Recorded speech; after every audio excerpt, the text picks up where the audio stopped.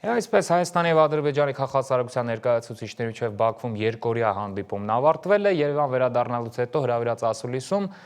հայկական պատվիրակության անդամները պատմել են, որ այցի կարևոր հանդիպումներից էր Ադրբեջանի նախագահի օգնական Հիկմեթ Հաջիևի հետ քննարկումը, որի ընթացքում հայկական կողմին է փոխանցել առանցքային ուղերձ։ Ահա նա։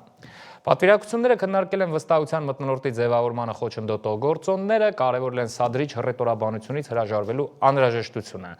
Ռազմագերիների թեմայով Հաջիևն ասել է, թե այդ հարցով ակտիվ բանակցային գործընթաց կա։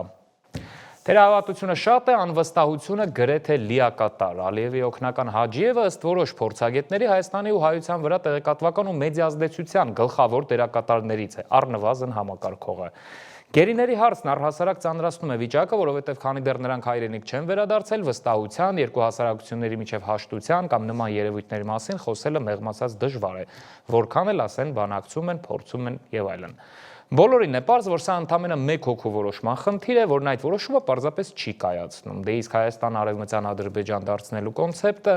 ընդամենը մի քանի շաբաթ առաջ Հայաստանն ադրբեջանցիներով լցնելու գաղափարը, տեղանունները փոխելու արշավը, այս ամենը ոչ միայն չի զսպվում, այլև ամեն օր նորանոր դրսևորումներ ենք տեսնում ամենաբարձր մակարդակում։